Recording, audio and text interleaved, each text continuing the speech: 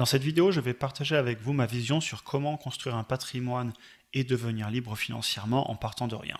Ce que je vais dire dans cette vidéo risque de ne pas faire plaisir à tout le monde, car comme si vous le savez, si vous me suivez déjà, je ne fais pas partie des personnes qui disent qu'il faut économiser 10% de ses revenus chaque mois pour être libre dans 40 ans. Même si ces conseils sont bien meilleurs que ce que fait déjà la majorité de la population, ce n'est cependant pas ce à quoi j'aspire personnellement. La vidéo sera découpée en 3 parties. Tout d'abord gagner plus, ensuite investir beaucoup le plus tôt possible et enfin diversifier ses revenus. Salut à tous, c'est Dorian de la chaîne Thinkify et bienvenue dans cette vidéo. Je voudrais commencer cette vidéo en disant que si on a déjà de l'argent, il est généralement plus simple d'en avoir plus. Non pas parce que les riches deviennent toujours plus riches et les pauvres deviennent toujours plus pauvres, mais parce que généralement, si on a déjà de l'argent, ça veut dire qu'on a aussi déjà les connaissances qui nous ont permis de nous enrichir, on sait comment faire fructifier notre argent, et on saurait recommencer à zéro si on avait à le faire. A l'inverse, si on part de rien, il n'est pas si simple de réussir à se lancer. Cependant, je suis persuadé que cela peut changer, et même en commençant de rien, et c'est du coup ce que je voudrais partager avec vous dans cette vidéo. Du coup, comme je vous le disais dans l'intro, cette vidéo, elle risque de ne pas faire plaisir à tout le monde. Certes, économiser 10% de vos revenus chaque mois pour prendre votre retraite dans 40 ans, c'est pas une si mauvaise stratégie que ça. Elle est conseillée et c'est certainement mieux que de ne rien faire. Cependant, moi personnellement, j'ai une autre vision des choses. En effet, je pense qu'il faut apprendre, gagner et investir le plus tôt possible afin d'investir rapidement pour laisser les effets composés et la magie des grands chiffres travailler pour vous. Ce que j'entends par la magie des grands chiffres, c'est ce que je dis à chaque fois. Si vous faites plus 100% sur 1000 euros, vous aurez 2000 euros. Par contre, si vous faites plus 100% sur 100 000 euros, vous aurez 200 000 euros. La quantité de travail pour faire plus 100%, c'est la même. Par contre, le résultat est totalement différent si vous travaillez sur des grands chiffres, comme par exemple 100 000, 200 000 ou même des millions. Ok, donc passons maintenant au premier conseil que j'applique d'ailleurs à moi-même à titre personnel. Si vous voulez avoir du patrimoine et de l'argent rapidement, vous allez devoir gagner beaucoup au début. En effet, ce n'est pas en ayant le salaire médian en France de 1 789 euros par mois que vous allez devenir libre financièrement rapidement. Comme je vous avais prévenu, cette vidéo ne va pas faire plaisir à tout le monde, mais au moins je dis ce que je pense et je suis cash. Du coup, il y a 2 moyens pour gagner plus. Soit vous continuez à être payé à l'heure, mais dans ce cas, il va falloir énormément augmenter combien vous gagnez par heure, et en gros, soit gagner plus en changeant de travail ou en renégociant. Soit vous commencez à gagner de l'argent non pas en étant payé à l'heure, mais en étant payé à la performance. Un exemple concret, mon épouse, elle est commerciale. Elle a donc un salaire de base qui est d'ailleurs en dessous du médian français, sachant que pour information, elle ne travaille pas en France, mais elle travaille à l'étranger. Mais par contre, quand vous êtes commercial, vous touchez des commissions sur les ventes. Et là, il n'y a plus de limite. Si vous vendez plus, vous gagnez plus. Un autre exemple que j'utilise personnellement, c'est l'immobilier. En immobilier, vous n'êtes pas rémunéré à l'heure, mais vous êtes rémunéré à la valeur ajoutée. Si vous achetez une maison dont personne ne veut parce qu'elle est horrible et que vous la rénovez, vous pouvez ainsi la rendre beaucoup plus belle et aussi par exemple conforme en termes de performance énergétique, etc. Et du coup, vous avez une vraie valeur ajoutée.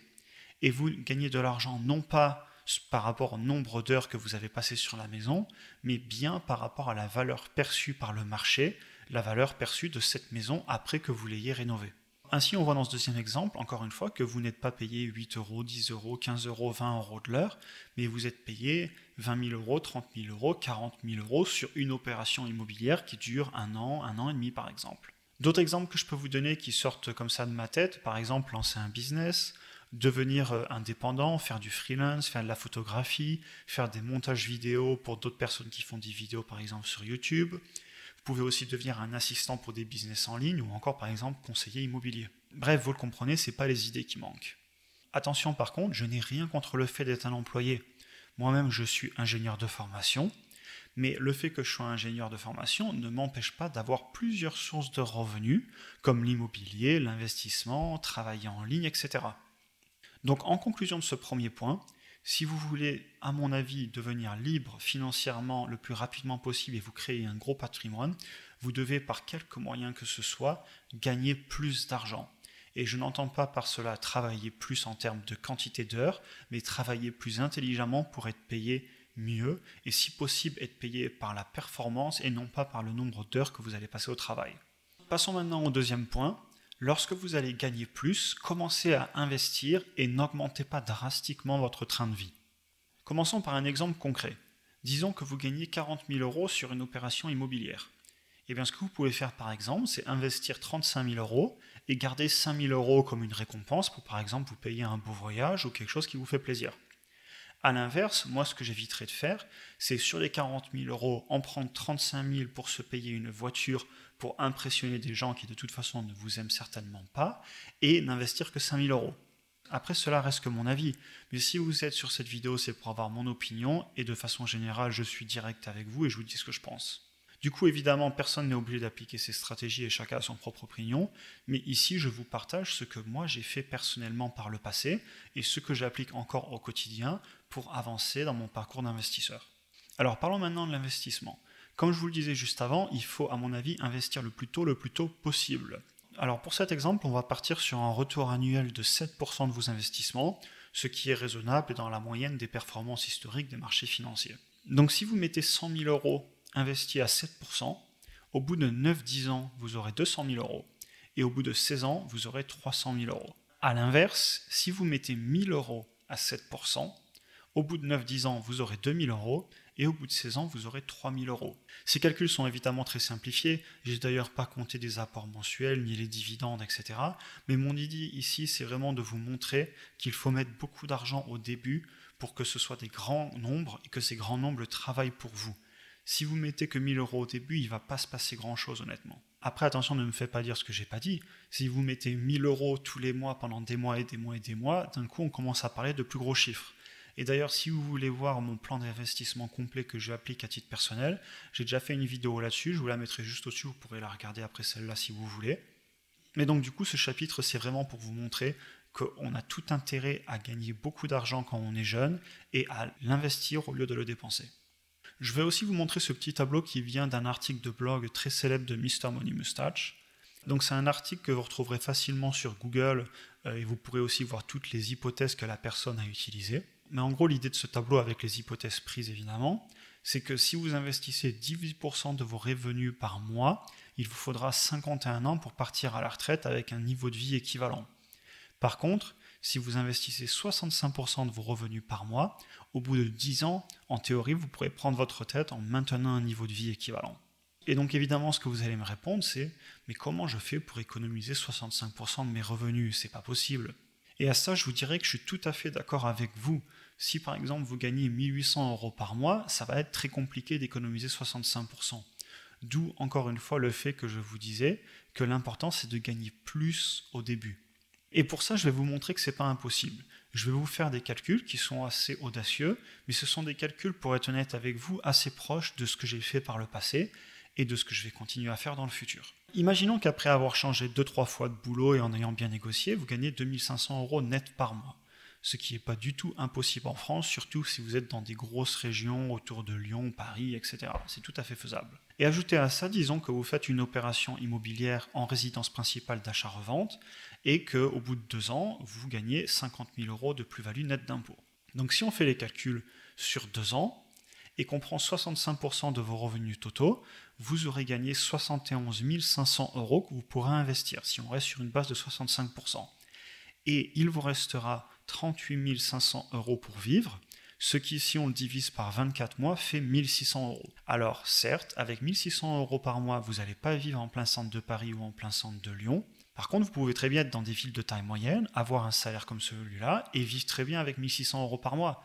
Vous n'allez pas vivre comme un roi, mais vous vivrez pas si mal que ça. Je pense à des régions comme la Bretagne, comme l'Auvergne, comme l'Aquitaine, etc.